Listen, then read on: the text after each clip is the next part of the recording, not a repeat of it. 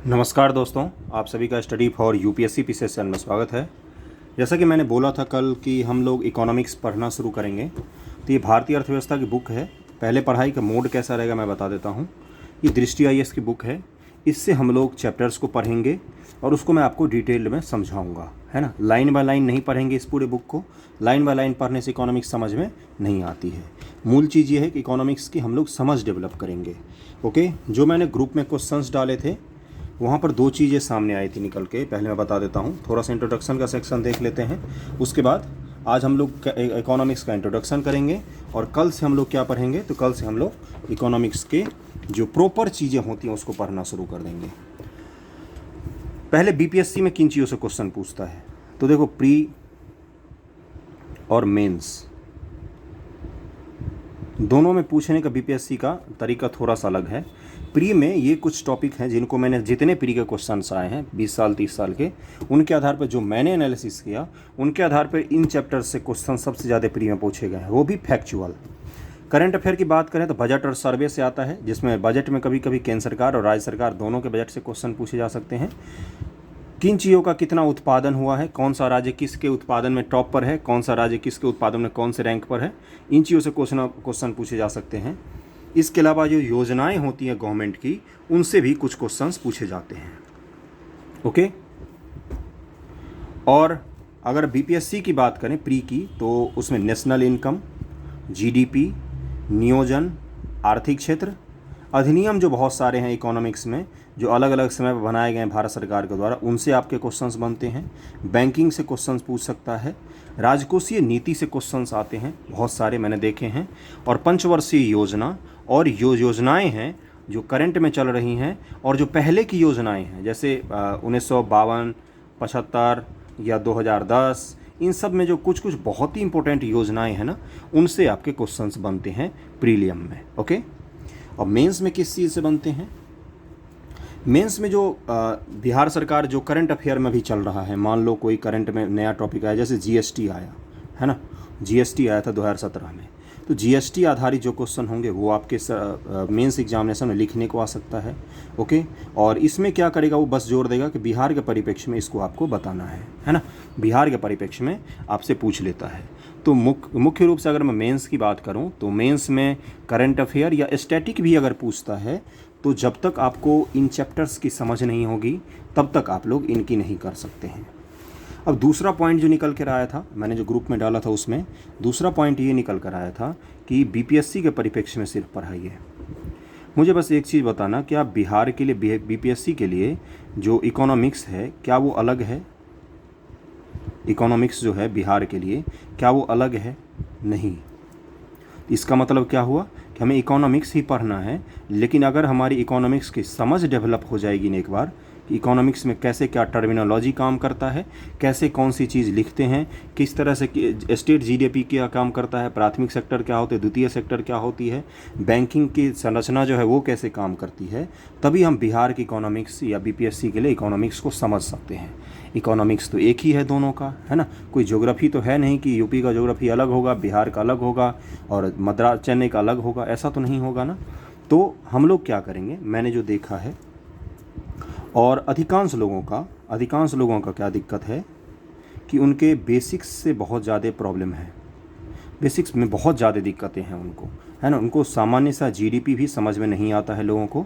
मैं आपके जो विद्युतीय क्या बोलते हो उसके विद्युता पर प्रश्न नहीं उठा रहा हूँ, मैं बस कह रहा हूँ जो मुझे निकल के आया, डेटा सामने आया मेरे पास सबको पूछने के बाद। तो मुख्य रूप से ये क्या था कि लोगों को टर्मिनोलॉजी में बहुत ज़्यादा दिक्कत हो रही है और इकोनॉमिक्स शब्द से डर लग रहा है। इकोनॉमिक्स जैसे लग रहा है कि बाप रे, पता नहीं कौन सी चीज़ें खा जाएगा, ये क्या है। ओके, तो आज हम लोग मूल इसी चीज़ पर डिस्कस करेंगे। पहले हम देखेंगे बेसिक्स कहाँ से तैयार करते हैं इकोनॉमिक्स के लिए, उसके बाद मैं बुक्स को लेकर चलूँगा। एक बुक है दृष्टि आईएएस की बुक है, उसको लेकर चलेंगे और पढ़ते जाएंगे। ओके, तो क्या पढ़ेंगे हम, मैंने स्पष्ट कर दिया है। मुख्य रूप से हमारा फोकस होगा कि इकोनॉमिक्स का बेसिक पढ़ें पहले तो इंट्रोडक्शन सेक्शन, फिर नेशनल इनकम और जीडीपी को अच्छे से पढ़ेंगे, इकोनॉमिक प्लानिंग पढ़ा दूंगा मैं, आर्थिक क्षेत्र जो होते हैं उसको पढ़ेंगे, और उसके बाद मुख्य रूप से हम लोग बैंकिंग पढ़ेंगे। अधिनियम पर हमारा उतना फोकस नहीं होगा, ये तो आपको खुद से पढ़ना पड़ेगा एनसीईआरटी में। बाकी 2-4 तो मैं अधिनियम बता ही दूंगा। राजकोषीय नीति पढ़ेंगे, बैंकिंग पढ़ेंगे, पंचवर्षीय योजनाएँ पढ़ेंगे। योजना तो करंट अफेयर से आप लोग पढ़ोगे ही। ओके, तो चलिए शुरू करते हैं आज का लेक्चर। और बुक को लेकर जो चलूँगा, मैं वो बुक भी दिखा चुका हूँ आप लोगों को, मैं एक बार फिर से दिखा देता हूँ। ये दृष्टि आईएएस की बुक है। मैं चाहता तो एनसीईआरटी लेके भी चल सकता था, लेकिन एनसीईआरटी थोड़ा सा बहुत ज़्यादा डिटेल्ड में हो जाता है। तो मैं इंट्रोडक्शन सेक्शन जो आपको बता दूंगा ना, मतलब कि जब मैं आपको पढ़ाना शुरू करूँगा आपको समझ में आने लग जाएगा। उसके बाद आपको क्या करना है वो भी मैं बता देता हूँ। देखो, एक बार जब हमने पढ़ना शुरू कर लिया, उसके बाद आपको इकोनॉमिक्स की बुक उठानी है एनसीईआरटी, और उसको पढ़ना है। अगर आप लोगों ने दृष्टि आईएएस के चैनल पर देखा होगा, रवि सिहाग का जो इंटरव्यू आया था उसमें देखा होगा अगर आपने, तो वो क्या बोल रहा था ना कि एनसीईआरटी जिसने जितनी बार पढ़ ली ना उसका सिलेक्शन तय हो जाता है। तो इस चीज़ पर फोकस ज़रूर करना। मैं बार बार जब भी कोई बोले ना किसी चीज़ को, उसमें कुछ तो होगा, है ना। तो शुरू करते हैं आज का लेक्चर। अर्थव्यवस्था से शुरू करेंगे सबसे पहले, ओके, और अंत तक चलते जाएंगे। बिल्कुल बेसिक से शुरू करता हूं मैं, और वीडियो लंबा हो या जैसा भी आपको फीडबैक लगे आप ज़रूर बताना कि इस वीडियो में कहाँ पर क्या दिक्कत है या किस चीज़ में सुधार किया जा सकता है। मेरे पास जो संसाधन है मैं उसमें बेस्ट देने की कोशिश कर रहा हूँ। कॉपी पेन ही है मेरे पास, मैं उसी से पढ़ाने की कोशिश कर रहा हूँ। ओके, तो सबसे पहली चीज़ आती है शब्द जो है अर्थव्यवस्था। पहले तो इस शब्द को समझते हैं, और दूसरा शब्द क्या है,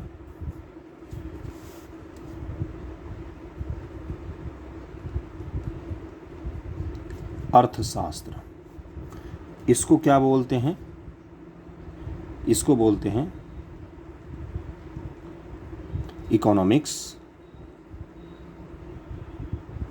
इसको बोलते हैं इकोनॉमी। इन दोनों में बहुत ही बड़ा अंतर है, उतना ही अंतर है जितना ईस्ट और वेस्ट में अंतर होता है। हर चीज़ के हिसाब से इन दोनों में अंतर है।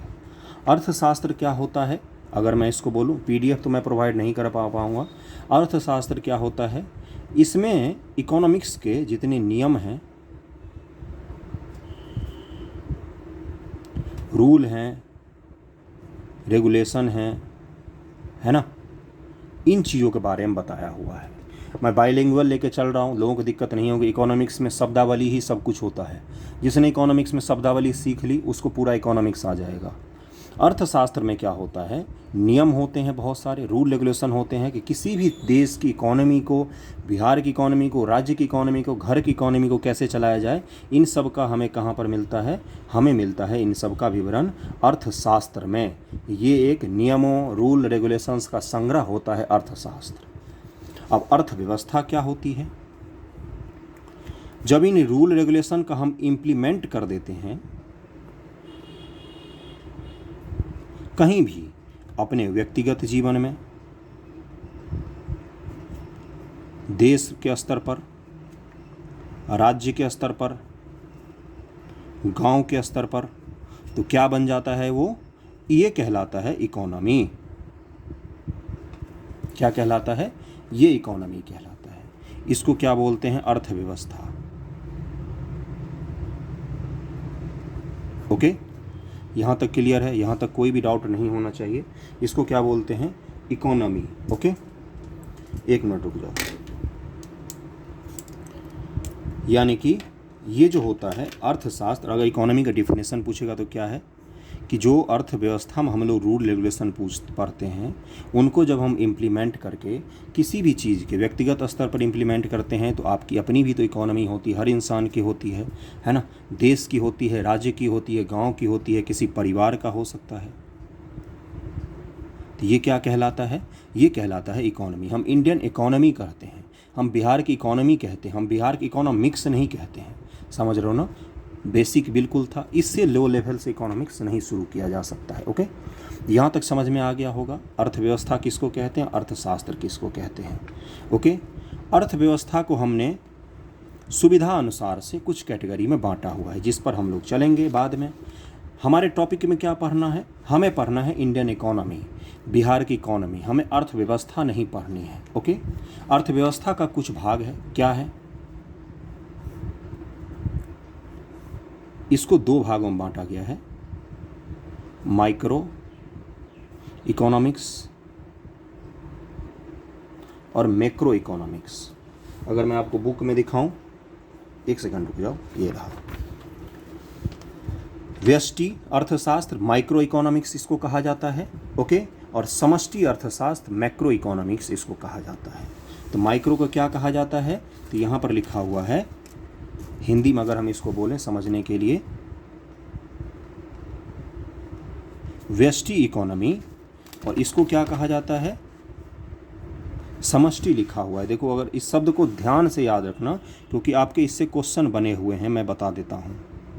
समष्टि इकोनॉमी दो भाग में मैंने बांट दिया। किसको बांटा है, हमने अर्थशास्त्र को दो भागों में बांटा है बंधुओं, अर्थशास्त्र को दो भागों में बांटा है, मैक्रो, माइक्रो और मैक्रो। ओके, माइक्रो का मतलब क्या होता है, अगर सामान्य शब्दों में अगर कोई बोले तो छोटा, यही तो होता है ना। मैक्रो का मतलब क्या होता है, छोटा तो नहीं होता, मतलब बृहद बोल सकते हो या कुछ और भी बोल सकते हो। मुख्य रूप से मैक्रो इकोनॉमिक्स में हम क्या सब पढ़ते हैं, इसमें छोटे लघुतम स्तर पर जो इकोनॉमिक्स काम करता है ना, उसको पढ़ा जाता है। हम अभी अर्थशास्त्र में चल रहे हैं। अर्थशास्त्र को, इकोनॉमिक्स को दो भागों में बांटा गया है, micro economics, macro economics. Okay, तो जो माइक्रो इकोनॉमिक्स, उसमें हम क्या पढ़ते हैं कि उपभोक्ता का व्यवहार क्या होता है। उपभोक्ता कौन होता है, जैसे मैं हूँ, मैं क्या हो गया यहाँ पर, मैं यहाँ पर प्रोड्यूसर हो गया, उत्पादक हो गया। आप जो वीडियो देख रहे हैं, आप क्या हो गए, उपभोक्ता हो गए, है ना। जैसे कोई बिस्किट की कंपनी है तो वो बिस्किट बना रही, तो वो क्या हो गई, उत्पादक हो गई। हम बिस्किट खा रहे तो हम क्या हो गए, हम उपभोक्ता हो गए। इतना तो जानते होगे, इतना टर्मिनोलॉजी आप सभी को क्लियर होगा। इसमें हम उपभोक्ता के व्यवहार को पढ़ते हैं छोटे छोटे स्तर पर। और क्या सब पढ़ते हैं, मैं कुछ एग्जाम्पल आपको बता देता हूँ यहाँ पर। जैसे देखो, यहाँ पर लिखा हुआ है कि अर्थव्यवस्था की सूक्ष्म जानकारी किसी व्यक्ति के बारे में, फर्म के बारे में, घरेलू कार्य की नीति निर्धारण यथा उत्पादन, उपभोग, मूल्य निर्धारण इत्यादि में सहायक होती है, वो हम सब माइक्रो इकोनॉमिक्स में पढ़ते हैं छोटे छोटे स्तर पर। जैसे मान लो, जैसे एग्जाम्पल देता हूँ मैं आप लोगों को, सामान्य ज़िंदगी से जुड़े हुए एग्जाम्पल्स दूंगा जिससे समझ में आसानी से आ जाए। जैसे मान लो एक कंपनी है पार्ले जी, जो भी कंपनी की है पार्ले जी बिस्किट जो आती है ना। अब इस कंपनी को क्या करना है ना, इस कंपनी को जानकारी इकट्ठा करनी है कि उसके जो उपभोक्ता है वो किस तरह के बिस्किट पसंद करते हैं या किस और कंपनी के बिस्किट खाते हैं। तो यहाँ पर कौन सी इकोनॉमिक्स काम करेगी, यहाँ पर माइक्रो इकोनॉमिक्स काम करेगी। छोटे स्तर पर एक कंपनी, एक उपभोक्ता, एक उत्पाद, इस तरह के स्तर पर मैं कह रहा हूँ, छोटे लघुतम स्तर पर माइक्रो इकोनॉमिक्स काम करती है। ये हमारे क्या सिलेबस का भाग है, तो ये हमें नहीं पढ़ना है। माइक्रो इकोनॉमिक्स हमें नहीं पढ़ना है, हमें क्या पढ़ना है, मैक्रो इकोनॉमिक्स, जहाँ पर हम अर्थव्यवस्था के, अर्थशास्त्र के रूल रेगुलेशन का उपयोग करके बृहद स्तर का अध्ययन करते हैं,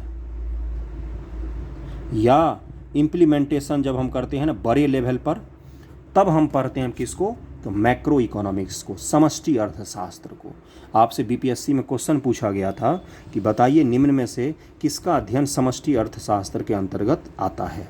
तो इस तरह के क्वेश्चंस अगर आपको पूछेगा तो आपको बता देना है। जहाँ पर छोटे स्तर की चीज़ें देखें, परिवार के स्तर की, व्यक्तिगत स्तर की, एक प्रोडक्ट के स्तर की, एक कंपनी का स्तर की, झट से पकड़ लेना है माइक्रो है। माइक्रो यानी कि छोटा, व्यष्टि है। समष्टि शब्द भी बड़ा लग रहा है, मैक्रो शब्द भी बड़ा लगता है थोड़ा सा। इम्प्लीमेंटेशन जहाँ पर बृहद स्तर पर किया जाता है, जैसे अब मैक्रो का क्या उदाहरण है, इसका उदाहरण हम देंगे नेशनल इनकम, जीडीपी। ओके, और क्या देंगे, राजकोषीय नीति। देखो कितनी बड़ी बड़ी चीज़ें हो रही हैं। क्या किसी एक कंपनी, किसी एक व्यक्ति, किसी एक परिवार के लिए है ये सब चीज़ें? नहीं है। और क्या दे सकते हैं, मौद्रिक नीति,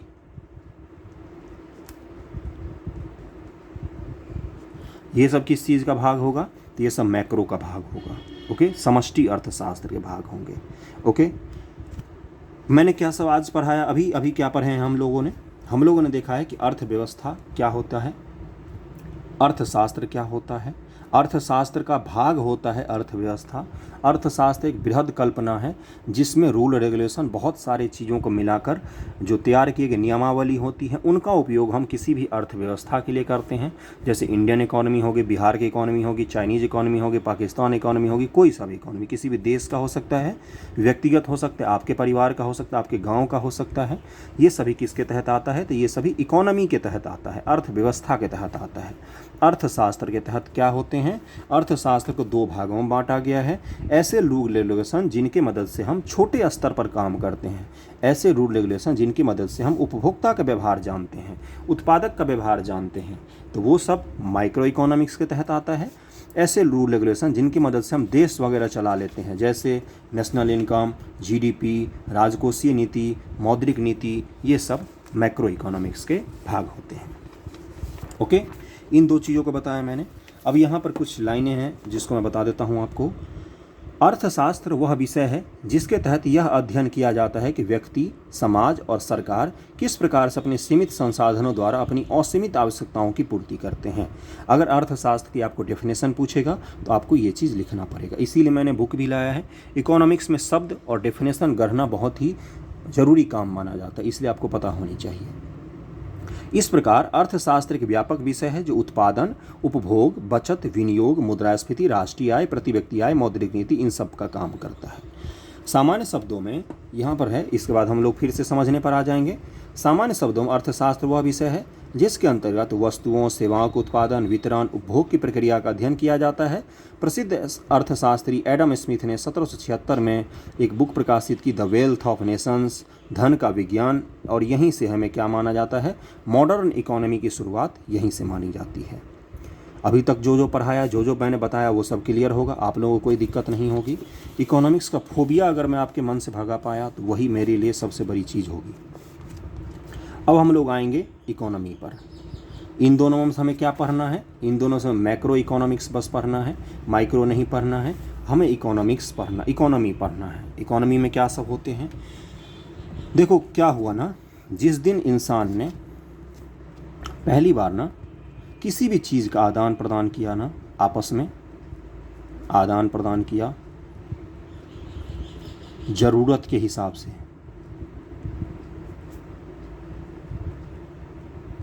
उस दिन से क्या शुरू हो गया? उस दिन से इकोनॉमी शुरू हो गया। इतिहास में जब पहली बार इंसान ने किसी एक चीज़ को देकर किसी और चीज़ की लालसा की सामने वाले से, उसी दिन से इकोनॉमी शुरू हो गया था, किसी न किसी रूप में। सबसे पहले किस रूप में रहा ये? सबसे पहले रहा वस्तु विनिमय प्रणाली। क्या बोलते हैं इसको? वस्तु विनिमय प्रणाली। सबसे पहले इसी रूप में रहा हमारा इकोनॉमी। कैसे रहा? उस समय क्या होता था? अगर आप पढ़ोगे, बिल्कुल प्राचीन में जाओगे, हड़प्पा वगैरह में जाओगे, तो उस समय वस्तु विनिमय प्रणाली चलती थी।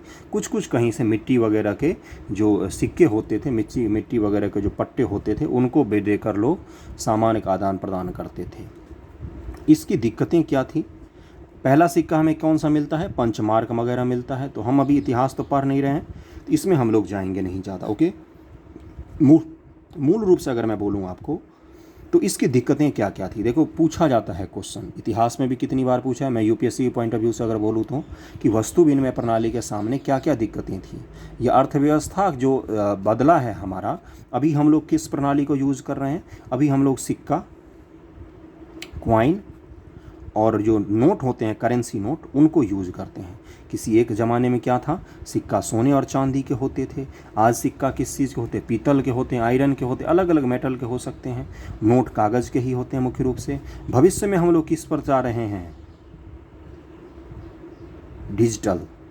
अब ये जो अलग अलग फेज़ है, पहला फेज़ ये है, वस्तु विनिमय के बाद पहली बार जिसने सिक्का यूज़ किया होगा, दूसरा फेज़ वो रहा होगा, तीसरा फेज़ अभी चल रहा है, चौथा पेज आगे आएगा, या 3.1 भी अभी बोल सकते हैं, क्योंकि वस्तु जो सिक्का है वही तो आज भी चलता है ना, उसी को कागज़ के रूप हमने दे दिया। आगे आएगा जो वो डिजिटल होगा। आपको पूछेगा क्या क्वेश्चन मेंस में कि बताइए इन सब के क्या क्या नुकसान और क्या क्या फ़ायदे हैं। जैसे डिजिटल करेंसी जब आ जाएगा, अभी हमारे देश में डिजिटल करेंसी है क्या? नहीं, डिजिटल ट्रांजैक्शन है, डिजिटल करेंसी नहीं है। ओके, तो आपसे पूछेगा कि बताइए कि वस्तु विनिमय प्रणाली से डिजिटल करेंसी तक हम लोग आ गए, इस दौरान कौन कौन से बदलाव ऐसे थे जिसके बारे में आप जानते हैं, आप लिख सकते हैं। आपसे सीधा सीधा बोल सकते हैं 200 शब्दों में इसके बारे में लिखिए जो आज तक में हमने विकास किया है करेंसी के माध्यम से। यह आपसे क्या पूछ सकता है कि वस्तु विनिमय प्रणाली के गुण और दोष को लिखिए, या ये पूछ सकता है कि डिजिटल प्रणाली के गुण और दोष को लिखिए। इकोनॉमी हमारी पहले उसी दिन शुरू हो गई जिस दिन हमने आदान प्रदान किया। वस्तु विनिमय प्रणाली में दिक्कत क्या थी? एक ने बोला कि मेरे पास चावल है, तुम अपना तेल मुझे दे दो। उसने बोला कि तेल वाले ने कि मुझे चावल तो चाहिए ही नहीं, मैं तुम्हें क्यों दूं। ये एक बड़ी दिक्कत थी। दूसरी दिक्कत क्या थी? अब यहाँ से जाना है, आपको पटना से आना है दिल्ली सामान खरीदने के लिए, कितना सारा चावल उठा के लाओगे तुम दिल्ली, तुम ही मुझे बताओ। समझ रहे हो ना मैं क्या कह रहा हूँ? मैं आपकी सोच डेवलप करने की बात कर रहा हूँ जिससे आपको समझ में आए कि इकोनॉमी कैसे काम करती है। आप बाज़ार जाएँ, न्यूज़पेपर पढ़ें, हर चीज़ में आपको दिख जाए कि हाँ इकोनॉमी ये है। कोई टर्मिनोलॉजी आती है पेपर में तो आपको समझ में आनी चाहिए क्या है। ओके, अब चलते हैं हम लोग अर्थव्यवस्था के डिवीज़न पर। डिवाइड करते हैं अर्थव्यवस्था को, अर्थशास्त्र को, अर्थव्यवस्था ना,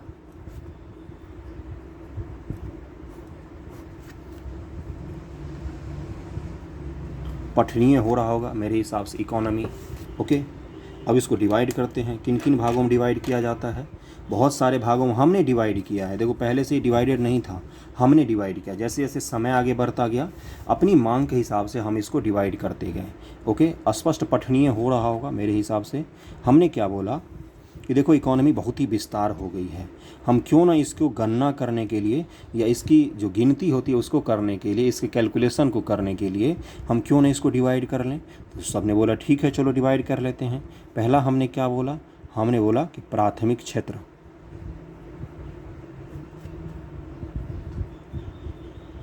जिसको प्राइमरी सेक्टर भी कहा जाता है। दूसरा हमने क्या बोला? द्वितीयक क्षेत्र, जिसको सेकेंडरी भी कहा जाता है। तीसरा हमने क्या बोला? तृतीयक क्षेत्र, जिसको टर्सरी सेक्टर भी कहा जाता है, या सामान्य शब्दों में सेवा सेक्टर कहा जाता है। द्वितीयक को क्या कहा जाता है? विनिर्माण का क्षेत्र कहा जाता है। प्राथमिक को क्या कहा जाता है? बस प्राथमिक ही कहा जाता है, उसमें कुछ नहीं है ऐसा। तो मूल रूप से हमने अर्थव्यवस्था को कितने भागों में बांटा? प्राथमिक, द्वितीयक, तृतीयक। आपको मैं बता दूं चतुर्थ भी होता है, पांचवा भी होता है, छठा भी होता है, अलग अलग होते हैं। मूल रूप से 3 डिवीज़न है, प्राथमिक क्षेत्र, सेकेंडरी क्षेत्र और टर्सरी क्षेत्र, है ना। Primary sector, secondary sector, tertiary sector. सेवा क्षेत्र, विनिर्माण का क्षेत्र और प्राइमरी सेक्टर, मूल रूप से यही 3 होता है। प्राइमरी से हमने क्यों डिवाइड किया? हमें सुविधा चाहिए था थोड़ा सा। जैसे हम इकोनॉमी जब नेशनल इनकम वगैरह पढ़ेंगे या हम देश की जीडीपी निकालेंगे तो हमें पता तो होना चाहिए किस क्षेत्र का कितना उत्पादन हो रहा है, इसीलिए हमने मूल रूप से इसको डिवाइड किया था, और कोई कारण नहीं था डिवाइड करने का। हमने क्या बोला कि प्राइमरी सेक्टर में क्या सब चीज़ें रखेंगे? तो हमने बोला कि प्राइमरी सेक्टर में हम उन चीज़ों को रखेंगे जिनको हम नेचर से डायरेक्ट रूप में लेते हैं। नेचर से जो भी आप, प्रकृति से जो भी चीज़ ग्रहण करते हो अपनी इकोनॉमी में सीधा, उसको आप लोग प्राइमरी सेक्टर में रखोगे। अब क्या क्या हो सकता है इसमें अगर आप मुझे बताओगे तो? क्या इसमें कृषि हो सकता है? क्या इसमें खनन हो सकता है? क्या हो सकता है ना? खनन मतलब खनिज वगैरह जो हम लोग प्राप्त करते हैं, ओके, वो हो सकता है। क्या इसमें समुद्र से जो हम लोग चीज़ें प्राप्त करेंगे वो हो सकता है? क्या बिल्कुल हो सकता है। समुद्र से बहुत सारी चीज़ें हम डायरेक्टली प्राप्त कर सकते हैं। क्या इसे मत्स्य उद्योग हो सकता है? क्या मत्स्य उद्योग जो भी होता है, स्पेलिंग में मत जान, मत्स्य उद्योग हो सकता है क्या? तो ये सारी चीज़ें हम क्या कर रहे हैं? हम डायरेक्ट प्रकृति से चीज़ें उठा के अपनी इकोनॉमी में शामिल कर दे रहे हैं। देखो अगर कोई धान बेच रहा है तो वो क्या होगा? वो प्राइमरी सेक्टर में होगा। लेकिन अगर कोई गेहूं का आटा बेच रहा है तो वो सेकेंडरी सेक्टर में आ जाएगा। ओके, अब हमने क्या बोला? प्रकृति से जो चीज़ें सीधे हमने ग्रहण की हैं उसको हमने प्राइमरी सेक्टर बोल दिया। सेकेंडरी सेक्टर किसको बोला हमने? अगर मैं यहाँ पर बात करूँ, यहाँ पर मैं स्पष्ट रूप से थोड़ा सा समझाता हूँ।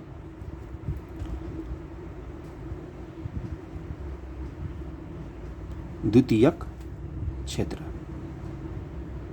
हमने क्या बोला कि जो हम प्राइमरी से प्राप्त कर रहे हैं ना, क्यों ना हम उसको मूल्यवर्धित करें या उसको हम प्रसंस्कृत करें, और सेकेंडरी सेक्टर में हम उसको किसी और चीज़ बना के बेचें।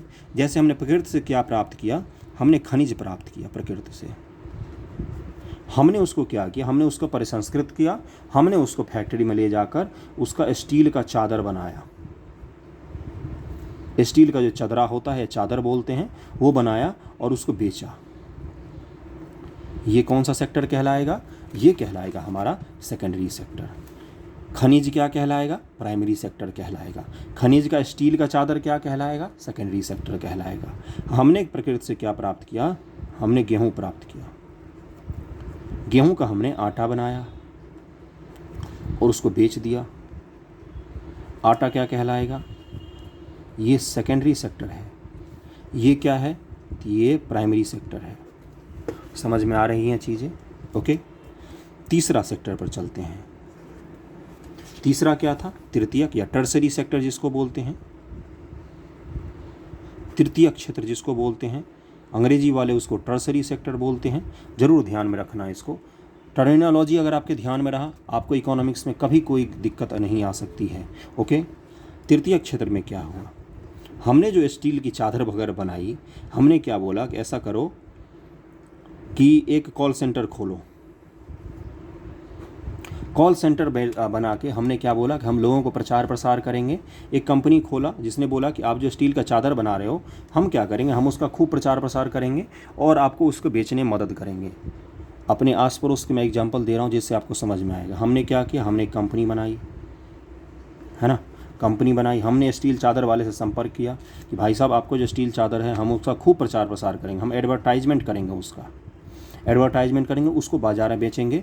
आप मुझे कुछ राशि उधार, मतलब कुछ राशि आप मुझे कमीशन दे देना। ये जो प्रचार प्रसार का काम कर रहा है, ये किस क्षेत्र में आ जाएगा? ये तृतीयक क्षेत्र कहलाएगा। समझ रहे हो ना? ये क्या कहलाएगा? ये तृतीयक क्षेत्र कहलाएगा। ये जो प्रचार प्रसार का काम कर रहा है, ये जो कंपनी है। ओके, और क्या हो सकते हैं तृतीयक क्षेत्र के एग्जाम्पल अगर मैं आपको समझाऊं? सेवा सेक्टर का मतलब होता है जो सेवा प्रदान करता है मूल रूप से। जैसे एग्जाम्पल में हम लोग क्या ले सकते हैं? होटल का उद्योग हो गया, शिक्षा का उद्योग हो गया, एजुकेशन, और क्या हो जाएगा? कम्युनिकेशन, जितने भी आप देखते हो, और क्या हो जाएगा? पर्यटन का जितना उद्योग देखते हो, और भी बहुत सारे जितने आप एग्जाम्पल सोच सकते हो जिसमें विनिर्माण ना हो, जिसमें फैक्ट्री का काम ना हो और जिसमें खेती का भी काम ना हो, वो सारे क्या कहलाते हैं? मूल रूप से तृतीय क्षेत्र में ही आते हैं। ओके, इसीलिए जब कोरोना का आया ना, तो सबसे ज़्यादा किस क्षेत्र पर प्रभाव पड़ा? सबसे ज़्यादा सेवा सेक्टर पर ही प्रभाव पड़ा। और कौन से चीज़ में शामिल हो सकते हैं? आईटी हो सकता है, इंफॉर्मेशन टेक्नोलॉजी हो सकता है। ये सब कुछ इसमें किसमें शामिल है? ये सब अब इसमें तृतीय क्षेत्र में शामिल है। अब जैसे एप्पल कंपनी है, एप्पल कंपनी ने बहुत सारे जो उसके फ़ोन में लगने वाले खनिज वगैरह हैं, ये इस एग्जाम्पल से आपको समझ में आ जाएगा। ये वो लाई कहीं से, खान से उखाड़ के लाई, अफ्रीका से, भारत से, कहीं से भी, ये प्राइमरी सेक्टर कहलाएगा। उसके द्वारा उसने फ़ोन बनाया,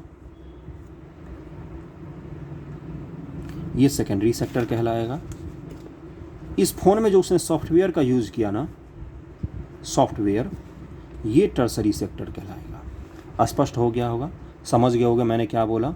चतुर्थ सेक्टर, पांचवें सेक्टर में वो लोग आते हैं जो नीति निर्माण में बहुत बड़ी भूमिका निभाते हैं। सरकार के ऊंचे पदों पर बैठा हुआ कोई व्यक्ति जो एक किसी नीति निर्माण से पूरे के पूरे इकोनॉमी को झटका दे सकता है, वो सब किस में आते हैं? वो आपके अलग, वो चतुर्थ और पाँचवें सेक्टर्स में आते हैं। ओके, अब इस बुक में हम लोग देखते हैं इंट्रोडक्शन सेक्शन के बाद अगले से हम लोग क्या शुरू करेंगे? नेशनल इनकम शुरू करेंगे, पहले ही मैं बता रहा हूँ।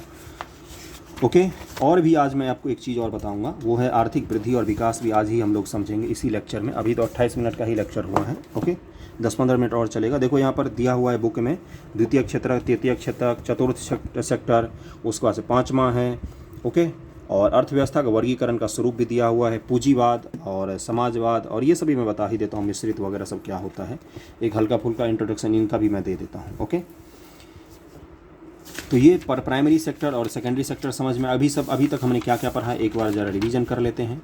हमने अभी तक पढ़ा है कि अर्थशास्त्र क्या होता है, इसमें नियम रूल रेगुलेशन होते हैं, अर्थव्यवस्था क्या होता था। फिर अर्थशास्त्र को हमने दो भागों में बांटा, माइक्रो इकोनॉमिक्स और मैक्रो इकोनॉमिक्स। हमें माइक्रो नहीं पढ़ना है, इसमें उपभोक्ता और कंपनी के व्यवहार वगैरह पढ़ते हैं। हमें माइक्रो इकोनॉमिक्स पढ़ना है, मैक्रो, जिसमें हम लोग नेशनल इनकम, जीडीपी, राजकोषीय नीति, ये सब पढ़ते हैं। उसके बाद हमने इकोनॉमी, अर्थव्यवस्था को समझा कि कैसे क्या आदान प्रदान जब से शुरू हुआ वैसे ही इकोनॉमिक्स हमारी शुरू होती गई। उसके बाद हमने क्या देखा कि प्राइमरी सेक्टर देखा, द्वितीयक सेक्टर देखा, तृतीय सेक्टर देखा, और फिर द्वितीयक सेक्टर का हमने कुछ उदाहरण को देखा। फिर तृतीयक सेक्टर मैंने समझाने की कोशिश की। फिर तृतीय सेक्टर के यहाँ पर मैंने आपको कुछ एग्जाम्पल दिए। अब हम चलते हैं कि जो इकोनॉमी होती है ना, उनको बहुत सारे अलग अलग विचारधाराओं के आधार पर भी बांटा गया है। सटीक शब्द अगर मैं बोलूँ तो यहाँ पर दिया हुआ अर्थव्यवस्था का वर्गीकरण या स्वरूप, classification, nature of economy. Nature of economy, nature क्या होते हैं भाई? अब इकोनॉमी का भी तो नेचर होता है ना। देखो, होता तो था अर्थव्यवस्था, और अर्थव्यवस्था ही मूल रूप से, फिर हमने उसको बांटते चले गए। ओके, अब नेचर ऑफ इकोनॉमी समझने की कोशिश करते हैं आज।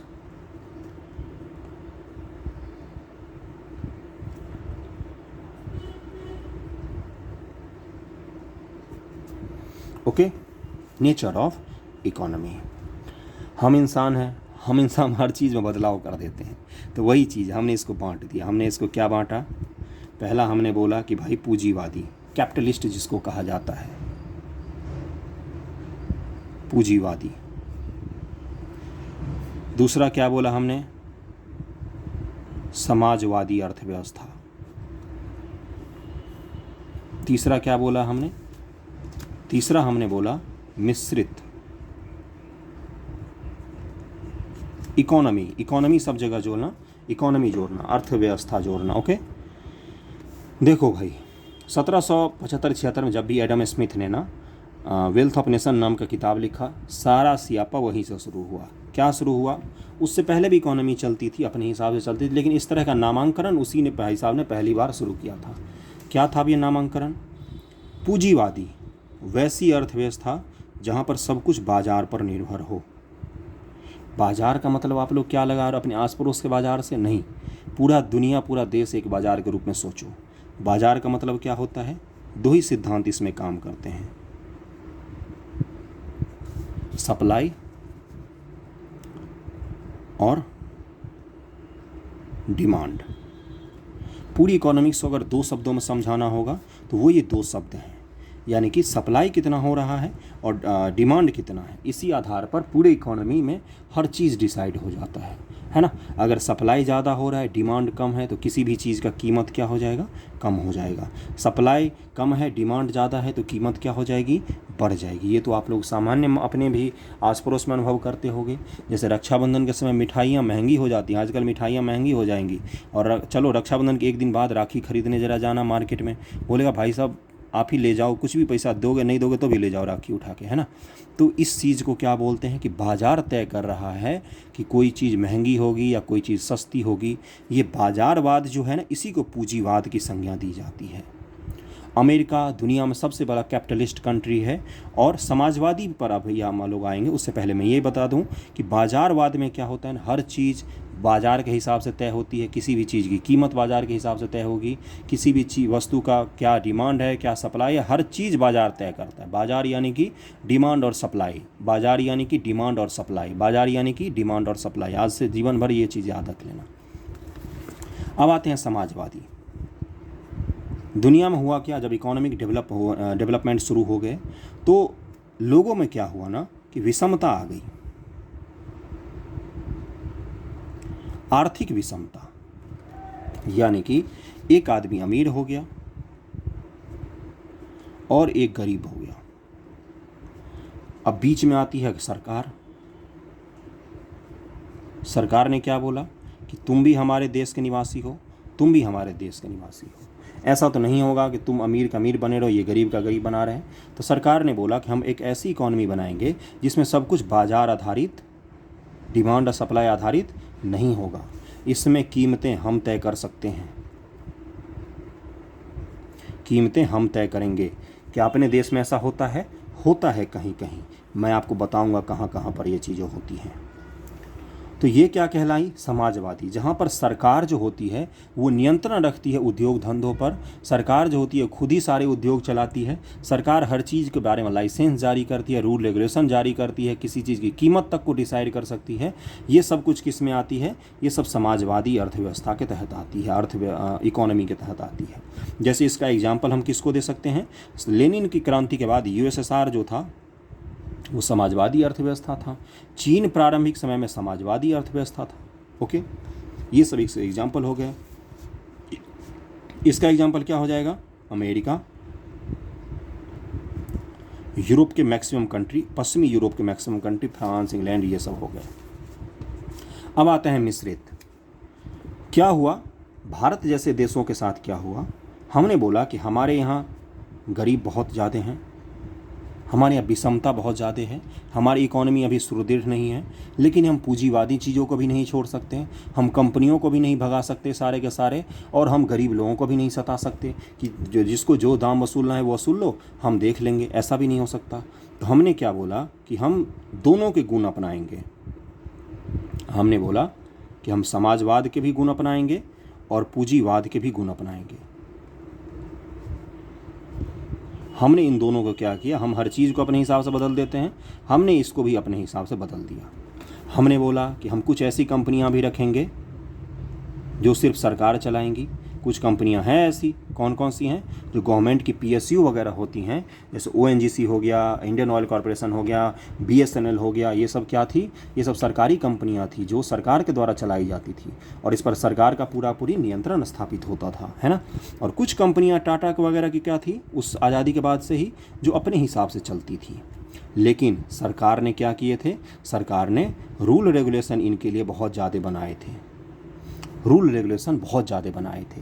और क्या किया था सरकार ने? लाइसेंसिंग राज बना रखा था कि किसी भी चीज़ को बेचोगे तो उससे पहले आपको लाइसेंस लेना पड़ेगा, है ना। तो ये सब मिश्रित अर्थव्यवस्था के निशान थे। लेकिन 1991 के बाद हमने क्या बोला कि हम अपने देश में आर्थिक उदारीकरण ला रहे हैं, हम अपने देश में समाजवादी तत्वों को कमज़ोर करते जाएंगे और पूंजीवादी तत्वों को मजबूत करते जाएंगे। इसलिए जितने विनिवेश के कार्यक्रम आजकल चलते हैं कि कंपनियों को भारत सरकार बेचती है या रेलवे में अपनी हिस्सेदारी बेचती है, आपने सुना है कि अमेरिका की रेल अमेरिका की सरकार चलाती है? नहीं। ओके, तो इस तरह की चीज़ें जो होती हैं इसको विनिवेश करते हैं। तो ये क्या है? समाजवादी अर्थव्यवस्था जो है अपनी, मिश्रित अर्थव्यवस्था जो है अपनी, वो अब पूंजीवाद की तरफ हम लोग धीरे धीरे बढ़ रहे हैं। क्या अपने देश में सरकार दाम तय करती है? बहुत सारी चीज़ों के दाम नहीं तय करती है, लेकिन बहुत सारी चीज़ों के दाम तय करती है। जैसे खाद पर सब्सिडी देती है सरकार, जैसे धान पर सब्सिडी देती है सरकार, मतलब धान, गेहूं, चावल इन चीज़ों पर दे सकती है ना। गरीब लोगों को कोटा में अन्न मौजूद करवा सकती, उपलब्ध करवा सकती। ये सब किसके लक्षण हैं? तो ये सब समाजवादी लक्षण है। लेकिन क्या अमीर लोगों को सरकार छूट देती है? तो नहीं, उनको छूट नहीं दी जाती है। तो आज हमने क्या सब पढ़ा? आज हमने पढ़ा नेचर ऑफ इकोनॉमी, पूंजीवादी, समाजवादी, मिश्रित। उसके बाद से हमने इकोनॉमी को बांटा प्राइमरी सेक्टर, सेकेंडरी सेक्टर और टर्सरी सेक्टर में।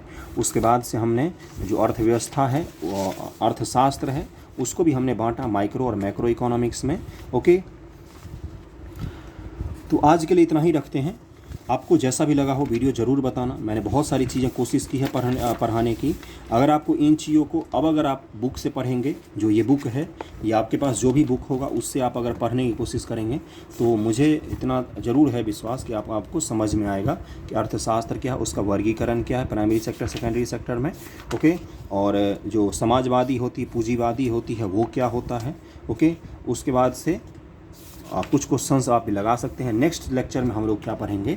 हम लोग राष्ट्रीय आय को शुरू करेंगे। इस चैप्टर को अगर किसी ने पढ़ लिया तो यकीन मानो उसको बहुत कम दिक्कतें आएगी। इस चैप्टर को अगर आपने समझ लिया तो पूरी इकोनॉमी आप समझ सकते हैं। ओके, तो वीडियो जैसा भी लगा हो ज़रूर बताना। इसी बुक को पढ़ना या आपके पास जो भी बुक हो उसको पढ़ना। मैं कोई बुक खरीदने के लिए कभी रिकमेंड नहीं करता हूँ। आपके पास जो भी बुक हो उसको उल्टा के पढ़ने की कोशिश करना। बताना ज़रूर कमेंट करके कि आपको वीडियो कैसा लगा है। Okay, thank you so much.